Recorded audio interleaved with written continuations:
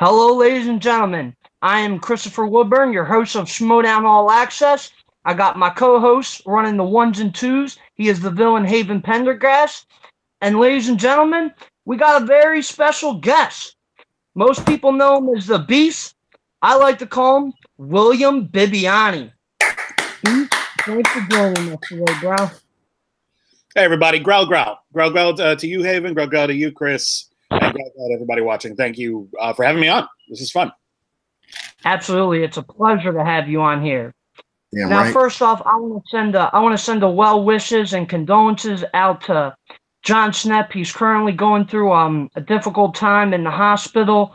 There are several GoFundMe pages set up in his honor, so if you could contribute anything, Holly and his family would greatly appreciate. And Snepp, we're all here for you, and our thoughts and prayers are with you, my friend. Yes, sir. Yeah, absolutely. Those links are everywhere. You can find them on Twitter. Just search for John Snap, or on the Schmoeville pages. The Movie Trivia Schmoedown page, I'm sure, has one. I think everyone involved in the Schmoedown has been tweeting out or retweeting anything you can spare, because we all know how difficult the system is and how expensive it can get even if you have insurance. So, yeah, it's a hard time for everybody, and anything anybody can do to help out would be tremendous. That's true. Absolutely. Absolutely. Yeah. All right. Well, our special guest this week, he had a pretty big match last week, a #1 contenders match. He was taking on Jeff Snyder. Bibbs, I want to ask you first. What were your thoughts going into this match? I mean, were there any butterflies? I mean, how were you feeling? You know, I was actually legitimately nervous about this match in a way that I don't think I'd been nervous about any other match other than this one, like to this degree, because it really felt like there were really high stakes for me. Not only, you know, if I win, I get to go on and face Sam and have my big title shot. There's a lot of pressure on that. There's a lot of pressure on me because I earned that spot through my performance in the free-for-all, not by working my way up the ladder. So I had to really try to prove myself. Also, Jeff Snyder is really talented, and he knows his movies, and so that was a big hurdle I'd have to overcome. But for me, the thing that really made me nervous was if I lost that match, I probably wouldn't have qualified for the singles tournament later in the year. And with the team tournament coming up and all the other madness happening at the Schmoedown, that might have been it for me in singles for the rest of the year. And that would suck. Like, I love the Schmoedown. I love playing the Schmoedown. I love watching the Schmoedown. I love interacting with people from the Schmoedown. It's become, you know, pastime doesn't really do it justice for me. It's the thing I do and I love. And, yeah, it would have really broken my heart if I couldn't keep playing. I'd keep playing with Whitney, but now we all know what's happening with the team tournament. So who knows what's going to happen in the future. When's the next time we're going to get a chance to play a match together as a team again? At least a couple of months, I imagine. Unless one of our teams wins and then we're in a team with whoever we're in, wherever we're with. So it's a very confusing time. So a lot was on the line. That's basically my point. A lot was on the line, and I was super nervous. And yeah, I was just trying to stay focused on my entrance for a lot of the time, because I can't control the questions. I can't control the luck of the game and whether or not they're going to ask questions about something I know. I can control the entrance. And so that helps keep me focused while I'm on the set. Yeah. All right. Well, let me ask about that entrance. Now, it was a very different and unique kind of entrance. And I, for one, I loved it. I knew it was from Clue. How long had you been sitting on doing that type of entrance? At least since the beginning of the year. Wow. I was trying to. I knew that like the new season of the Schmoedown was coming, and I really wanted to make this season the season. I did my own thing. Last season, you know, with the Horsemen and all of that behind the scenes drama, I got kind of swept up in a bunch of other people's stories and paths to victory or failure. And I wanted this year, at the very least, I wanted to be able to do it my way. So I came up with a whole bunch of entrance ideas. And I still come up with entrance ideas. I came up with like my next match. I came up with the idea I'm going to do for that like 2 days ago. I just was working on like nice. 3 things I had in my back pocket, and then I came up with a new one. I'm like, oh my God, I have to do that. The Clue one, this seemed like the kind of thing that would be really fun to do because it played into the overarching narrative of the Schmoedown. It played into all those storylines. It's fun to go out, you know, dressed as Bill and Ted or doing the 3D gag or whatever, but to play people up and to really make it seem like this is a huge story match and then to pull out the rug in a way that seemed fair because it was a movie reference was something that really intrigued me. And I almost did it for the McQueenie match, but there weren't a lot of storylines in place at the time. And then I was like, maybe I should save it for when I have a match against Roca. So I kind of put it aside for a bit. And then there was the matter of when I was going to play Jeff and when the match would air. So like there was a talk about maybe I'd play him like earlier and then maybe possibly even like before the Horsemen had reassembled. There was an earlier version of this intro that I worked out and even talked to some people about where it would have been announcing the Horsemen. And it would have been me and Roca and, I don't know, a bunch of random people just trying to make it completely unexpected and funny. Yeah. And even the version you saw had to be reworked kind of at the last minute. Originally, when Brienne announced that she was giving me her title shot in that intro, Sam Levine was going to come in, like with the belts, and they were going to play his music, and we were going to sit down, and we might even get as far as the first question. But then Sam, I think, fell ill that day. He just didn't feel comfortable. Like he didn't feel like he could drive or something like that. Just wasn't feeling good. So that ended up getting shortened and was a little less ambitious than I had originally planned. But I'm glad it still played. I'm glad it worked out. I'm glad people mostly seem to have gotten the joke. And the people who didn't get the reference didn't seem too mad. And that made me happy. Yeah, I mean, between that entrance and then the exploding Riley, you know, his chest, like, they've been like 2 of my favorite entrances of the year. Actually, probably in the history of the Schmoedown. Well, thank you for that. The problem with that, though, is that it sets up this how do I top it next time mentality, where that's kind of like, what if I let people down and do something lame? It's hard for me to just go on out like dressed as something, you know? And I've always said I will never just walk out to the deck. I will never do it, no matter what happens. Even if I find out we reschedule everything, and I had to do it like later that day, and I have nothing prepared, I will never just walk out to that desk. It feels like such a wasted opportunity for me. It feels like such a wasted opportunity to enjoy the spotlight and give the people at home something entertaining that they can't get from any other match or any other player. Yeah. So. Awesome. Yeah, I'm gonna keep trying, but I entreat everyone who watches, the people who do say that they're my fans, and thank you for that. That's really cool. There may come a day when I have trouble topping myself. I might have to like take it down from just take it down a notch and do the best I can. So I'm a little nervous about that. Hey, Yeah, the villain here.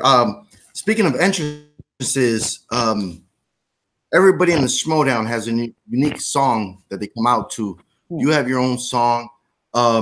Is it just a favorite song to go to? Like, where's the mindset go? You know, from the millions of songs that have been released, like that you pick that one, you know, to represent you. Well, the song that I use is the track "Hello Zepp" from the soundtrack to the original Saw movie. It's a really great track. It's a really great score, and I think the movie would be not nearly as good if it wasn't for Charlie Clouser's score. It's a great score. And what I love about that track is the way that it builds and gets like really epic. Like it starts off kind of just creepy. A lot of the best horror movie scores are kind of simple, you know, like Halloween, for example. But then sometimes they can build and escalate. You look at the score for Suspiria is a great example of that as well. Something I actually almost picked, and then I think the Scream Queens ended up using it. So I really did like that track. I didn't really intend for that to be my theme music. That was something that Kristen said, this really seems to work for your persona. You should keep using it.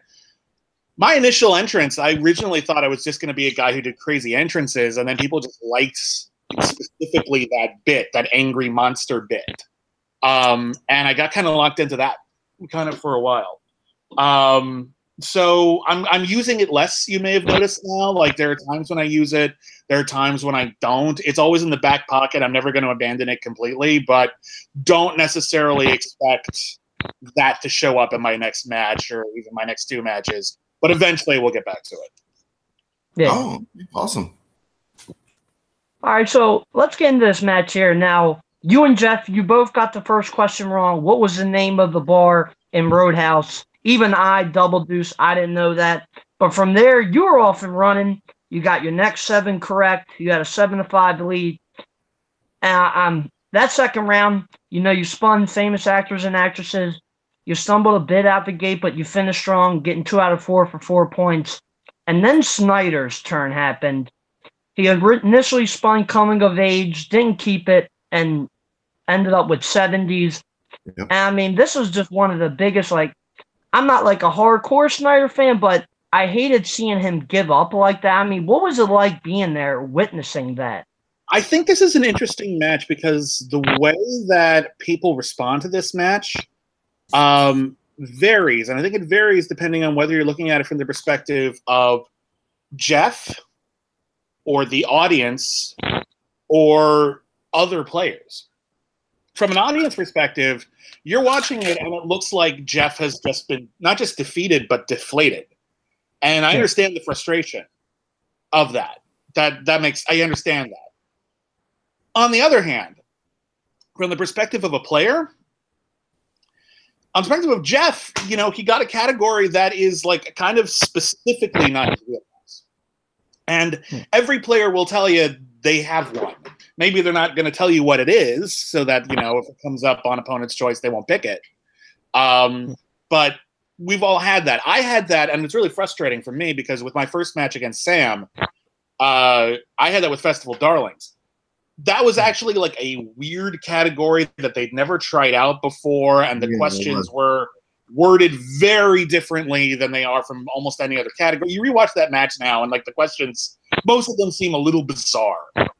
Like, really? That's an odd thing to ask. It's hyper-specific for a second round. Never asked it again. But like, I also had trouble with scores and soundtracks, which I've since tried to bone up on, but like that turned out to be more of a weakness than even I thought it was. Well, so when it turned out, here my point is, I think when Jeff was playing and when he realized that not only was he not getting them, but I think he just saw the tide of the match turn, and I think he just sort of accepted that even if he had gone to multiple choice in the last couple of questions, I would have had such an enormous lead that the wind was knocked out of his sails anyway, and it would be like an almost impossible match to overcome. I was talking about this with Frank Danish from the Schmoedown Rundown, and no one has ever, going into round 3, overcome a point deficit of more than 6 points. And even that has only happened twice. So he was way back there. And I think the first 3 legit guesses, like legit guessing answers. He went to multiple choice with Smokey and the Bandit, got it wrong, fair enough. His Young Frankenstein, turns out it's not a movie he's particularly fond of, and he guessed the other female lead in the movie. Reasonable guess. And honestly, it was a bit of a Hail Mary. Might have been her. In which case he would have gotten the 2 points and he would have looked really smart. Not knowing Amity Island from Jaws, it looks bad because Jaws is super popular, but he guessed Martha's Vineyard, which is where it was shot, so it wasn't a terrible guess. It was just a wrong guess. And then the last one, he seems to have just lost it. From my perspective, watching it, I'm watching it thinking, I didn't just win, I defeated my opponent.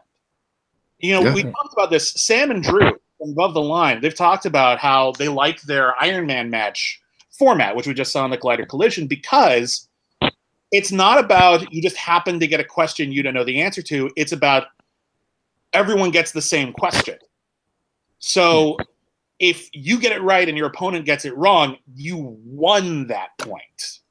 That's a definite win. You undeniably bested your opponent. For me, the fact that the entire match basically boiled down to I knew all 4 of those questions and Snyder didn't, that made it feel like even more of a win for me. That was more satisfying to me than it was, obviously, to Jeff, and I think, obviously, to the audience.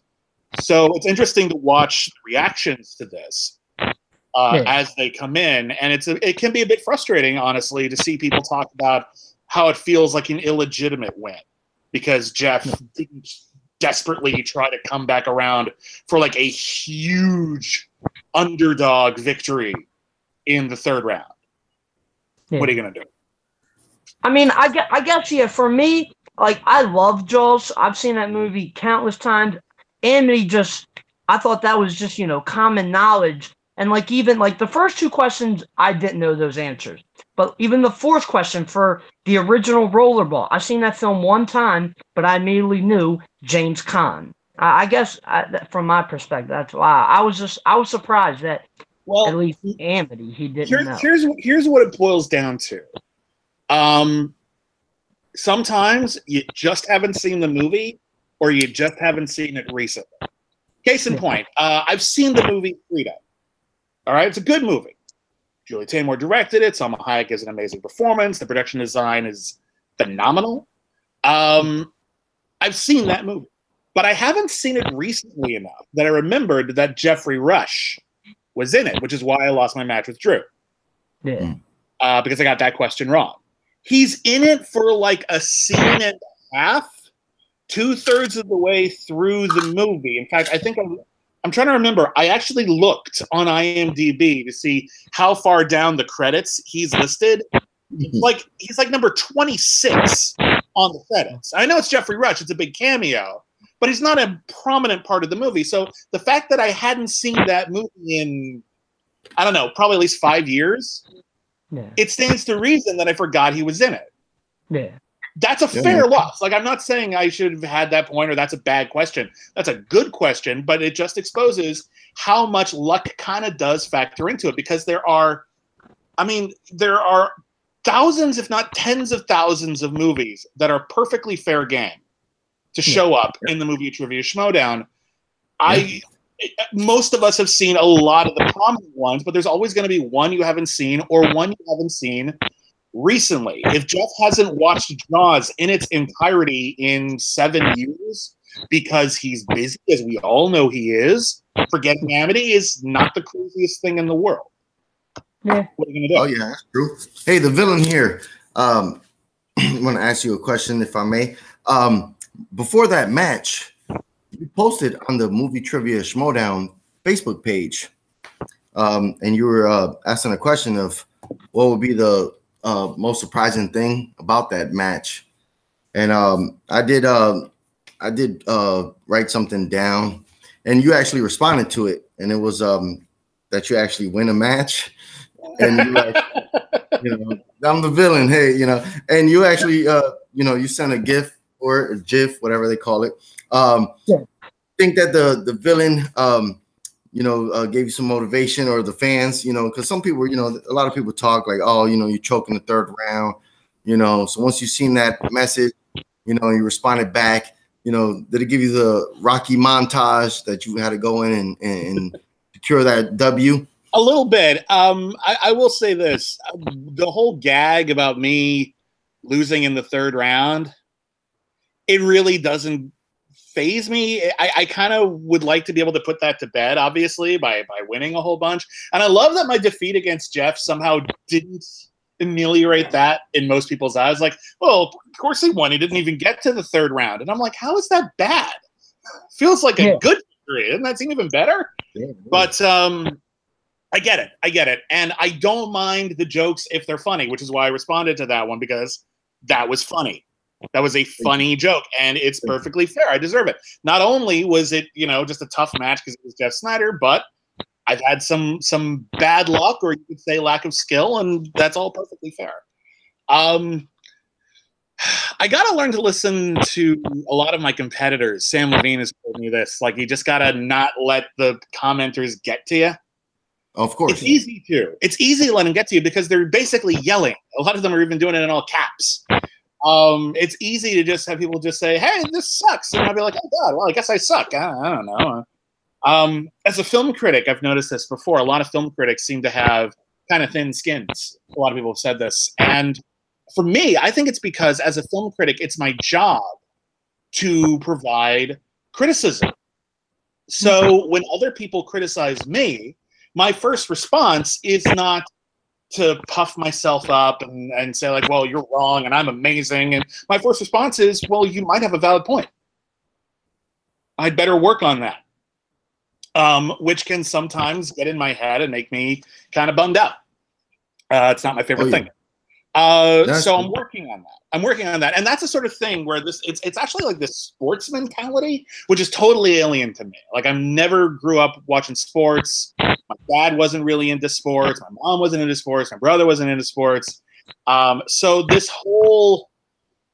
this particular blend of fan passion and the way that people cheer for some sports people and not others and enjoy rooting against people because that's part of the narrative, that's part of the fun. That's kind of unusual to me, and I'm still wrapping my head around that sometimes. But I'm trying to take it all in stride. And again, this year I'm just trying to do it all my own way as much as possible. So that if I lose, well, I lose on my own merits. I lose because I tried something and it didn't work, So I'm enjoying that. Like I was like kind of nervous about my next match until I thought up my next intro. And then I got this like giddy sort of, that's going to be fun. So, I just find the things I like about it and try to focus on why I do it as opposed to the things that give me anxiety. Thank you. Yeah, I would just say, try not to take too much stock in people who criticize you in an unfair way. Like it's one thing to, there's constructive criticism and then there's just somebody being a douchebag. Like if they want to criticize you, like say, let's have an honest conversation. Don't just, rag on me because you don't like my opinion. Well, and I appreciate that, like, rooting for the person you like and not the person they're competing against is part of the mentality. That's fine. I totally get that. And again, I've said it before. I will say it again. If your critique or your smack talk regarding me is in decently good taste and it's funny, don't care. It's fine. I look at it like a friar's roast. All right, it can be a good gag. That's fine. I think it's hilarious. But yeah, we have feelings, and more than one of us on more than one occasion has seen a comment and had it, kind of bum us out. We're human. We're human. It's part of the process. Yeah. All right. So speaking of your next match, it got a whole lot interesting earlier. We had Sam Levine on a special Collider Schmoedown vid where he announces that he's relinquishing the singles belt, the team belt, stepping away for however long, whatever he seems suitable. And your next match, which would have been a title match against him, is now become you'll play the winner of Ethan Irwin and Mark Andraco. Now, for me personally, like I'm a fan of Andraco. I'm a big fan of the Fight Club. I got Ethan Irwin winning that match. Who would you like to face, and who do you think you will face? Well, who would I like to face? That's an interesting question because on one hand, I'd like to face Irwin because we were next to each other or across the table at the free-for-all that entire time, going head-to-head, and he was there from when he entered to the end of the match, just like me. I just happened to come on earlier. So there's this sort of kinship, like we were in the foxhole together. And I would love to take him on in a legit match. And sure enough, watching all his matches, he's shown some weakness here or there. Like he beat Drew, but he didn't play a perfect game by any stretch. So I know he can be beaten, but he would be really tough. Andraco is actually interesting because Andraco is a lot like me, not just because we had our first match against each other and it came down to an only one question difference. But like me, he has his strengths and he's pretty good at everything else, just not necessarily his wheelhouse. And he's had some bad luck. And like me, he has come up through the ranks this year and really proven himself. And now here he is getting a contender shot and possibly a title shot if he beats Ethan Irwin. Yeah. So either way, I think it's going to be a hell of a match. I look at it from the perspective of a lot of people are just like, oh, he's not going to face Sam. This is so lame. I'm like, look, I've been training to take on Sam. Like, I've been looking at Sam and his weaknesses and his strengths, and I've been really prepping for him. Yeah. From my perspective, all I'm doing is jumping to my first title defense because one of those guys would have been up for it anyway. So if I beat Sam, I would have faced either Irwin or Andreyko. Okay. Yeah. We'll face him now. Let's just skip it. Skip right on ahead. I think it all depends on who has a better day because we're all skilled enough. Like, I know I got the title shot through the free-for-all, but I legit beat the other number one contender. We're all skilled enough to be there. We all deserve, I think, to be there. So it's all going to depend on who's ready to play that day, who makes the most of their opportunities, and ultimately who's seen the most movies and remembered the most stuff. And I put it to you, those guys are distracted with other stuff. Like, Irwin, produces things, he's making his own stuff, and Draco is writing comics. They have other stuff to do with their time. I only watch movies. That's it. Yeah. That's all I've got. That's pretty much all I do. If I take a break, it's to watch a canceled television series from my other podcast, Canceled Too Soon. And even that's this weird crash course in movie history because you get really used to all the character actors. This is what I do. This is what I'm good at. And I think I'm going to take either of them on. Who's going to win that match? It's hard to say. If Draco is having a good day, there is no way Irwin is going to beat him. If Andreyko is having a medium day or less, there's no way he's gonna beat Irwin. So I don't know, man. It's just a matter of you flip a coin, as far as I'm concerned, because either way, I think it's gonna be a hell of a match. Oh, absolutely, and I'm sure it's got to be a bittersweet pill to swallow, because I'm sure you really wanted that rematch with Sam. I do, because I feel like my first match against Sam was a good match. It was entertaining and all that. But, as I said, I was the canary in the coal mine for a category, and I don't think it probably would have played that way. Like, the second time they used it. And don't be wrong, I didn't know the answers. You can argue about, whether the questions were weirdly hard or oddly specific, but I didn't know the answers. I didn't win that match. Fair enough. And what's funny is, if memory serves, I sent Sam out as my avatar, said, go forth and beat everyone for me, and he did.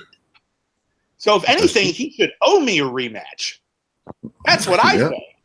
And frankly, there's a part of me, and I know Sam. I like Sam as a human being. There's a part of me that thinks he's just too scared to face me. I believe so. He said it in the thing. He doesn't want to lose that. He defended it. He defended the title.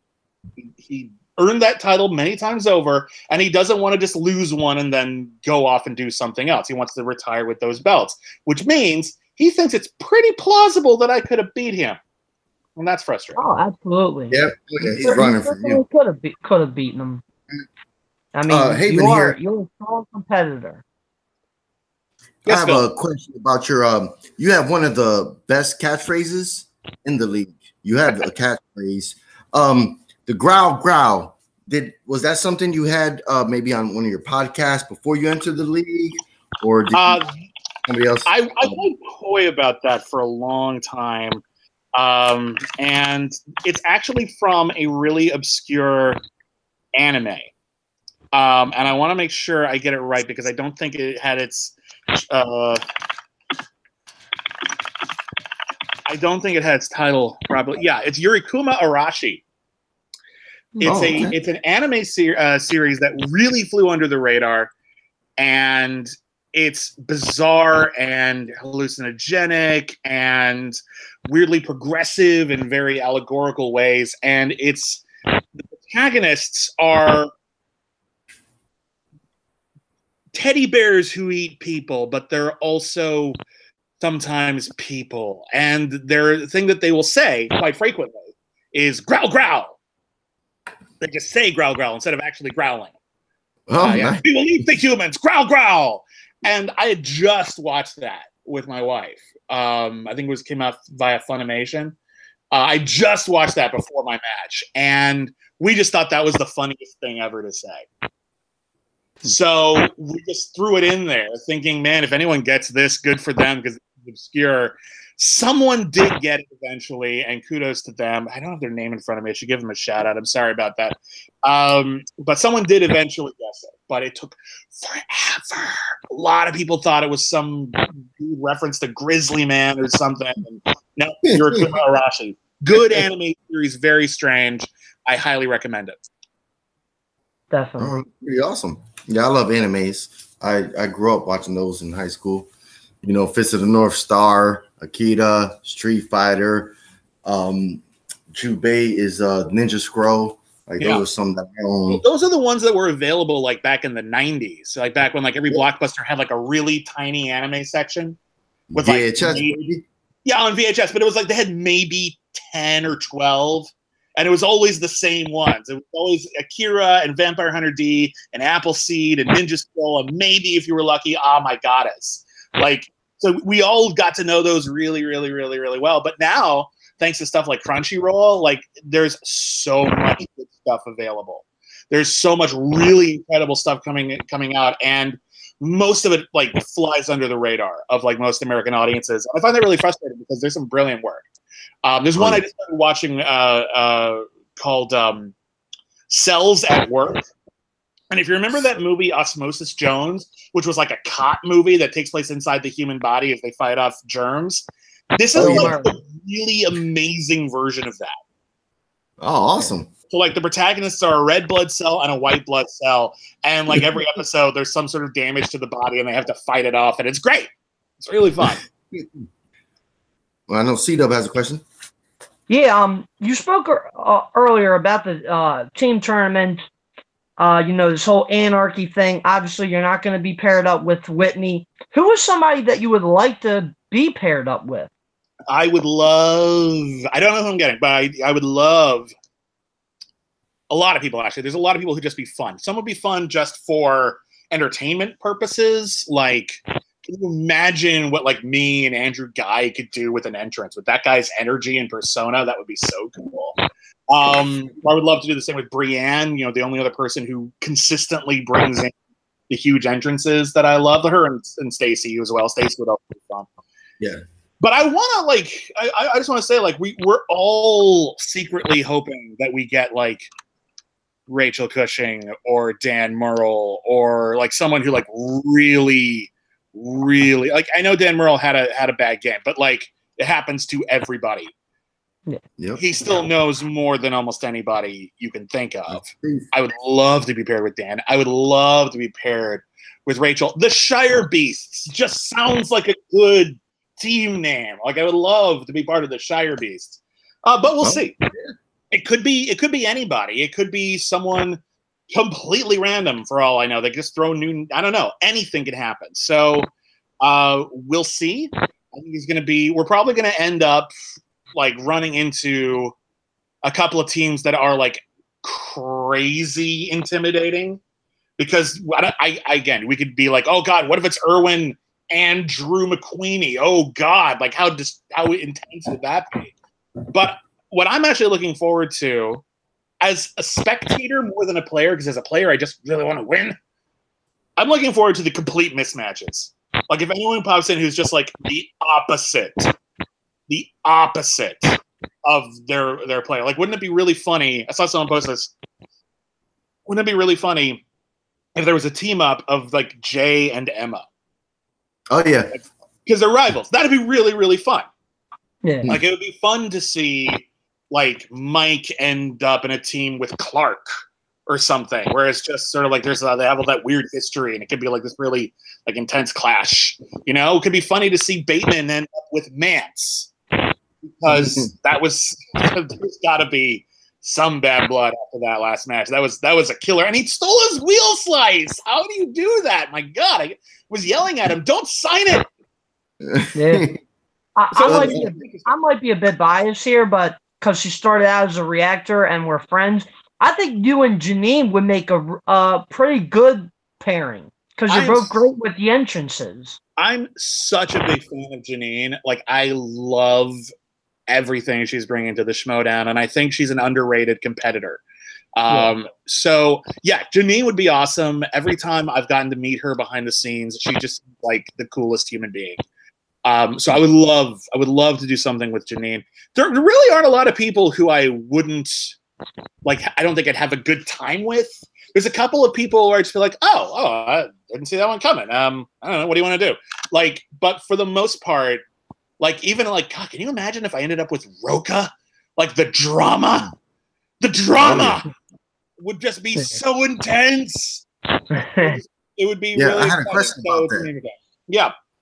Last season, it was your first season. Debuting. You didn't really know the landscape. You joined the Horsemen, I believe, and then you left them. Ricky, I believe, was involved with you. Now he's no longer in the picture.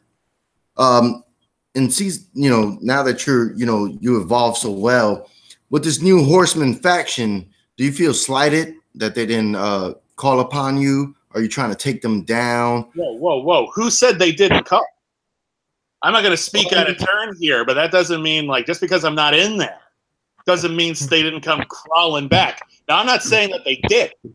I'm just saying no one knows that they didn't. That's all I'm say about that. The whole behind-the-scenes drama with me, the Horsemen, Horsepersons, Roka, Nost, Burnett to a lesser extent. I got nothing against Burnett. He's cool. All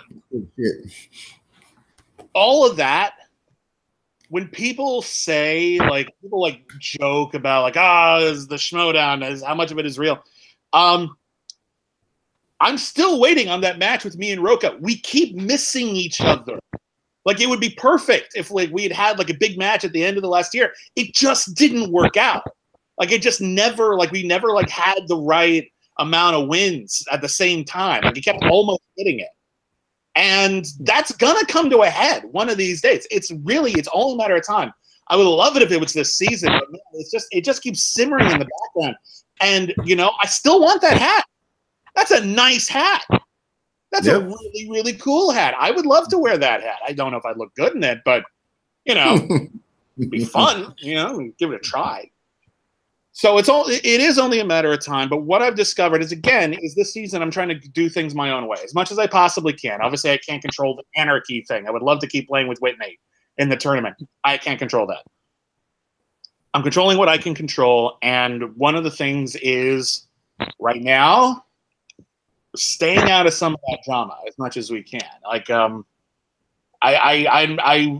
like to think of me and Whitney as kind of chaotic neutral in a lot of this stuff going on. Like we're in the conversation. We have to be, because our records, or at least our stats, place us around here, but we're not part of the Five Club.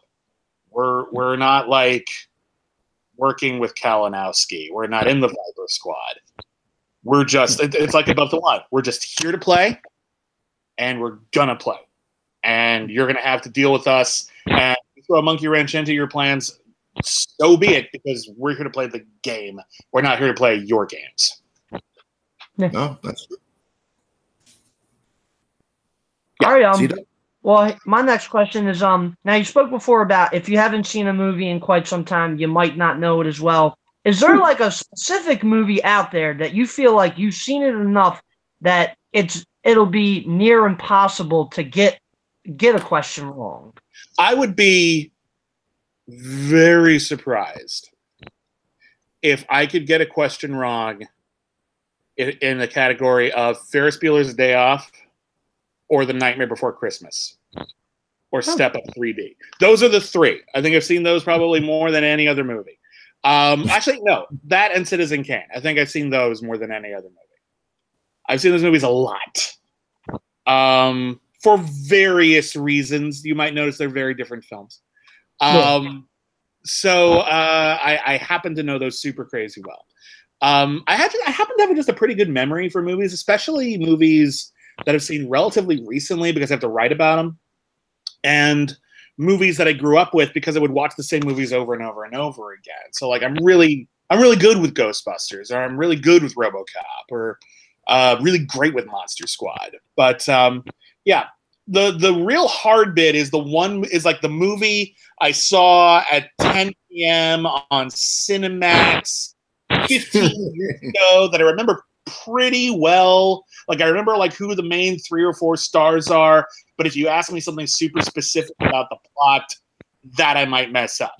Like if there's a question out there about the Tom Holland movie The Temp with Laura Flynn Boyle, I might get that one wrong. That's a definite possibility, and I know Skaliski's going to watch The Temp now, put a bunch of The Temp questions in there, but I doubt it. Yeah. I doubt it. Speaking of this whole anarchy thing, do you feel slighted that Mike Kalinowski, he went full heel, he's trying to shake things up? Well, he has, so I guess props to him for that. You feel slighted that you and Whitney didn't get a letter, a message, because it seems like you are a face in the league, and your partner Shebo is he kind of the heel, he talks trash, but he backs it up. You're dynamic. You feel slighted? I feel a little. I can't help but feel a little slighted. This is a weird situation for us in particular because me and Whitney, it's pronounced Seibold, by the way. Yep, that's correct. No worries. We both have weird last names. It happens. We're like on this path of momentum. And I know the Shire Wolves have their big match coming up, and that's going to be a match where it could decide who ends up getting the team championship or whatever. And we're kind of only like one win away from that. And then we're just going to get that interrupted by this team tournament where we're going to get split up. Now, unless one of us ends up in a team that wins this thing, really likely that at the end of the tournament, we'll get back together again and we'll keep on trucking. But one of the things that was really frustrating for us was after we got knocked out of the team tournament last year in a match which had a crazy high point value. Like it ended up being like 26 to 27. Like that's pretty nuts. So like we still did good. But even so, we didn't play in another match for, I think, 8 months just because of how things worked out. I don't like that. I like playing with Whitney. I think Whitney is a great teammate. I think we complement each other well. I think we really crank out that first round and we get so far ahead of everybody, no one can catch up. That's definitely true. So I'm a little frustrated about the team tournament and what Mike Kalinowski has done breaking our momentum. That being said, we're still in the game. We're still friends, obviously. We have 2 podcasts together. So that's fine. And who knows how it's going to turn out. I hope I don't get knocked out in the first round again. Like I hope I don't end up with like Dagnino, like almost like, listen, I can't do all the work. I can't do all the work in the league. Yeah, I have to have someone who's helping me here. We've seen it before. Even like Rachel couldn't handle like a 1-on-2 match. Like it was a tough fight, but like it's just no, it's not fair. So yeah, you need a partner. You need a partner, and you need a partner who's going to bring it. So it all depends on who we get, how long the team tournament lasts, and if, assuming again one of our teams doesn't win, how quickly we can get back in the game. Because I would love to kick someone's butt and then have our title shot before the end of the year. That's my dream right now. Awesome. All right, well, Bibbs, this will be my last question. What competitor do you like watching the most when you're not competing? It's a good question. I really like what most people bring to the game because everyone's got their own thing. Like Sam Levine is great because he has this confidence. He's accumulated because he killed at the tournament and he's been playing for so long. He's accumulated so much experience at the Schmoedown that even he's just so innately understands the game that you watch him and he can be entertaining, but he's still strategizing. And that's something advantage he has over everybody is he can really multitask. And that's great. I love watching Rachel work because like her brain is like this supercomputer. You know, you can just always see her mind going, and that's super exciting. And I love the people who are just fun to watch. Brienne is one of my favorite humans. She's such a great person. She's doing amazing work at the Patreon.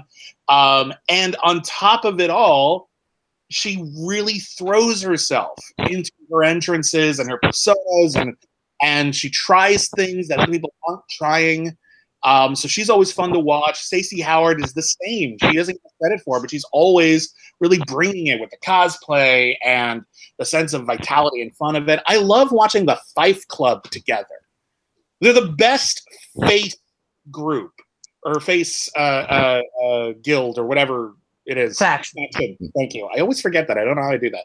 They're the best face faction because they're because you think, oh, a face faction, oh, it's going to be kind of boring. No, they're really fun together. They all have like a good sense of humor and a lot of really positive personality. They're not just a face faction. They're like a group of friends you wish you could be a part of, but you don't have any classes with them, and it's hard to say hi. And you keep just sort of nudging them behind the scenes like, yeah, it must be real nice to be in that Fife Club. And they're like, yes, it is. And then I walked off, and I'm sad. Like, they're really, really great. I'm trying to think. Janine, again, incredible energy. The Viper Squad is really underappreciated as well. Jay is the best smack talker in the game. He's fantastic. Drew as a master, he's one of the people. There's like, wherever your record is, there's like a handful of people who just know more movie trivia than anybody else. And he's one of them. So he's always a treat. I'm trying to think. There's a lot. The Wildberries. I mean, I've beaten Elliot Dewberry. I've never played McCougal, though. That would be fun.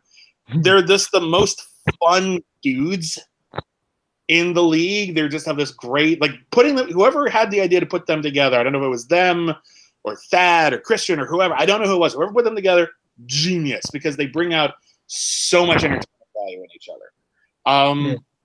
I'm probably forgetting a whole bunch of people. Kalinowski. I'm going to give Kalinowski some credit here. I don't know what the hell he's doing. I don't know if you called him a heel. I see him as like Puck the woodland nymph from Midsummer Night's Dream, just screwing with people for whatever reason he's got. Like, I don't know what he's doing, but it's fun to watch it. Oh yeah, I love it. He's having a delightful time. So listen, this is one of the reasons why I love the league. This is one of the reasons why, because it's the people in it. I am honored, and I mean this, honored to be a part of this league in any way. Oh, hell yeah. Just because of the people involved. They are nice, supportive, decent, intelligent, talented people. And I'm thrilled every single time I get to take the 45 to an hour drive to Burbank to go hang out with them and play a game, which is one of the great pleasures of my life right now. Yeah, it's amazing. Like, I know some fans, they kind of take it a little too seriously, but in kayfabe, you guys brought something to us that was never done before on YouTube, on a worldwide platform. Christian, Mark, all you guys at Collider, everybody they're bringing in, like Janine, she was a reactor. She came in. Like, all you guys seem like just amazing people.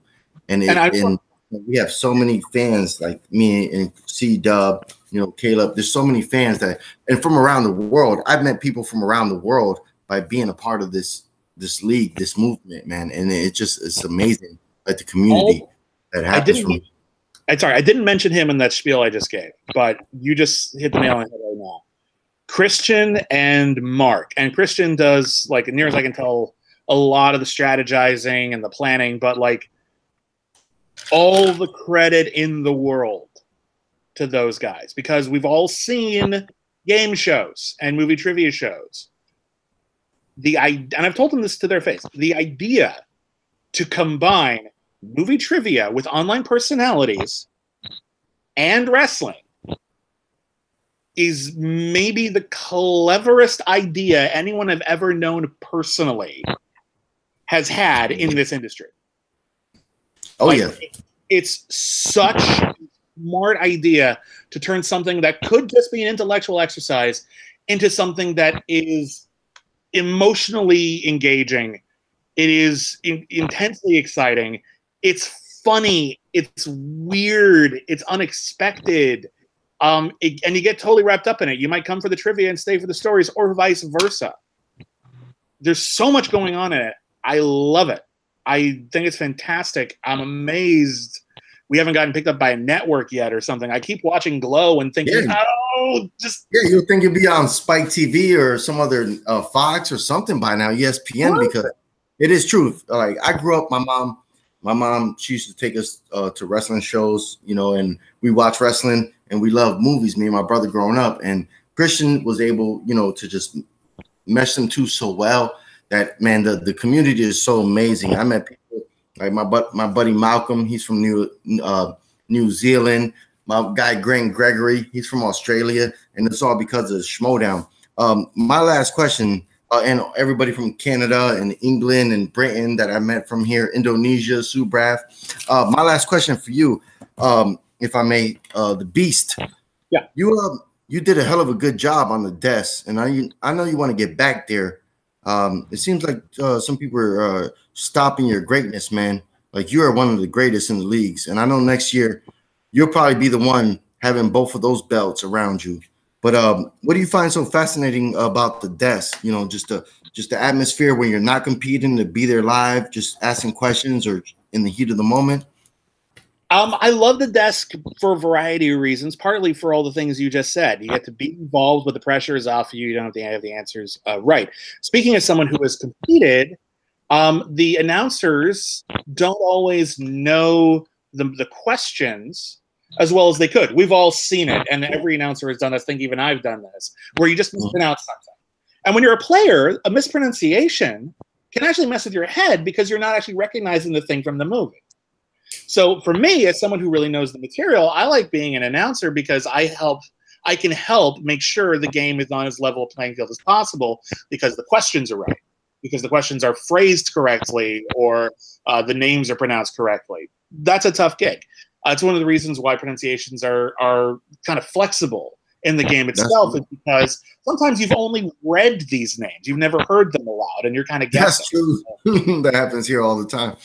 Sure, yeah, and it happens. And it's the reason why some people call Cuba Gooding Jr. Cuba Gooding Jr. It's because someone screwed it up once at the Golden Globes, and he got stuck with it, and it was sad. Like, his name was Cuba. Stop it.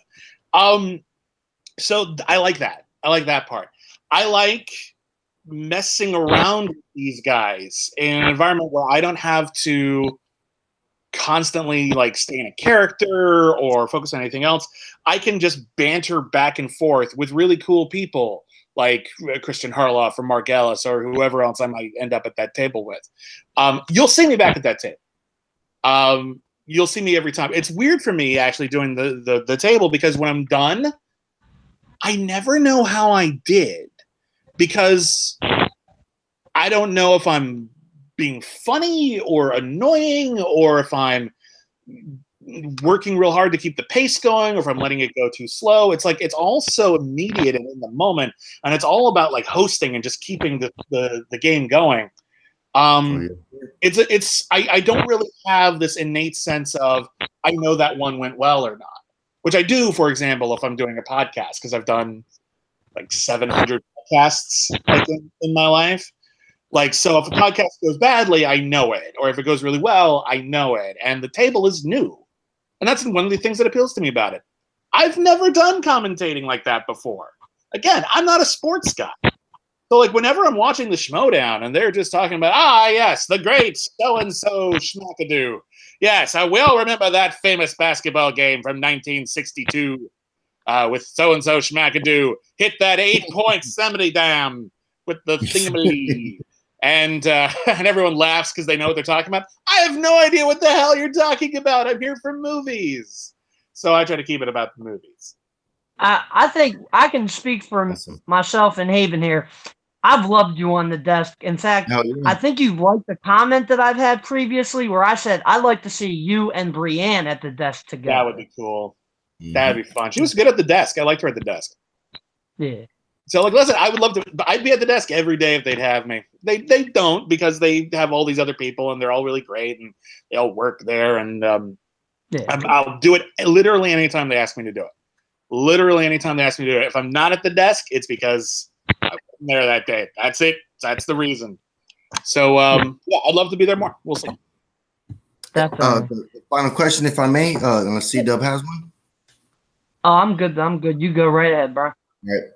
You're realistically right now, after the announcement we heard earlier tonight, I believe you're gonna probably be the next champion, singles champion. It'd be nice. I don't. Is that a question or is that just a comment? I don't know. Hey, whatever you want, brother. It's my opinion. My opinion, because after the announcement today, you're a #1 contender. You got to just beat, I believe, one other person and put that strap around your waist. Yeah, and I do plan to wear that around my waist. It drives me up the wall when people like, oh, the belt. You're wearing it like a sash. That's not a belt. You wear a belt around your waist. That's what you do. So I'm going to be wearing my belt when I have a belt. And if I have 2 belts, it's just going to be really painful because I'm just going to stack them one on top of each other. It's going to be cool. Oh, yeah, Triple H style. Look, I'm not going to lie. I want the belt. I do. I want to be the champion of the league. Who wouldn't? It'd be great. For me, I look at this as a battle, which I think if I had, like, after that first match with Andraco, if I just gotten like 3 wins in a row and just won the belt, that would have been cool. I'm not going to pretend that wouldn't have been great. If I win the belt now, I'm really going to feel like I overcame something. Like, I'm really going to feel like I went on a journey. I've been standing a lot, as you may have noticed, and I think, you know, I've called that my good luck charm or whatever. But I've been thinking about what that means. And I feel like I'm standing along with the free-for-all, still standing this whole time. Like, you can't knock me down. Like, you can push me around, but you can't, like, you can't take me away. You can't get me out of here. I'm going to stay here, and I'm going to stand for myself, and I'm going to stand for the fans, because I am a fan, and I think Sam is a fan too, which I appreciate. I think the person who wins the belt should be a fan as well as a player. So I stand for me, and I stand for the fans, and I stand for the underdogs. And yeah, that's what I want to do. I want to be that. I want to be the person who takes a stand for everyone in the Schmoedown. We need someone in the Schmoedown who won't abdicate the throne, who will stay in there when times are hard, who will stick up to the Kalinowskis, who will try to make this a place for the people who love movies and for the people who are weird. And I think that's 2 of the biggest demographics for the Schmoedown. Because the Schmoedown is all about loving movies, and it's a weird show. And I love every second of that. Thank you so much. Yeah. Thank you. Yeah, absolutely. I want to thank you so much for coming on here. You've been an absolute delight. Hopefully we can get you back on sometime in the future. That'd be great. Where can everybody find you? Okay, I'm everywhere. So I write for IGN.com. I write for TheWrap.com. You can find my links to those works and also original articles at criticallyacclaimed.net. The Critically Acclaimed podcast is available on the Schmoedown iTunes feed, as well as SK Plus on YouTube, and that's a podcast I co-host with Whitney Seibel, my partner in the Schmoedown, for now. Thanks, Kalinowski. And we review new movies, and we have interactive things where our listeners get to decide what what notorious movie we're going to review every week, and then we pair it with a good movie to give you sort of this whole gamut of the film experience. We also have a podcast called Cancel Too Soon, which is a separate entity. You can find it on iTunes, Stitcher, wherever podcasts are found, in which we review television series that lasted only 1 season or less. Some of them are famous. Some of them are insanely obscure and very weird. And so a lot of people have kind of taken to that. And so we have a Patreon page for that. It's patreon.com/canceled too soon. We spell cancel with 1 L. That's a legit spelling. And on the Patreon page, we have exclusive bonus podcasts. including the Cancel Too Soon monthly movie, where we talk about TV movies and miniseries. A new bonus podcast called Only the Best, where we're reviewing every film nominated for Best Picture ever in order by year. So one podcast is 1 year's worth of nominees. We also have a rung on our Patreon where you can basically pay me and Whitney to write articles for you as if you were the editor of a website. So if you ever want us to do we ever want a critic to do a retrospective of a movie no one talks about, we'll do that. Part of our Patreon deal. And of course, I'm on Twitter at William Bibbiani. A lot of stuff. Sorry. Oh no! Oh yeah, good, hey, man. big time. You're big time, brother. Yeah. Hey, we ain't mad at that, brother. Get that paper. Thank you. Well, to all our listeners, watchers out there, we want to thank you for tuning in. We hope you enjoyed this interview as much as me and Haven did hosting it. So for the Beast, for Haven, I'm C-Dub. Oh. Until you're... Go ahead, Haven. Oh, I just want to one of your most loyal fans, number one fan, Sean Sicario Sandberg. He was supposed to be here tonight, but he worked. He's in Canada, and he just worked too much, and he couldn't make it. And you're his favorite player, so I just wanted to say that in the air. Like Sean, he always talks about you, man. He knows you're the best.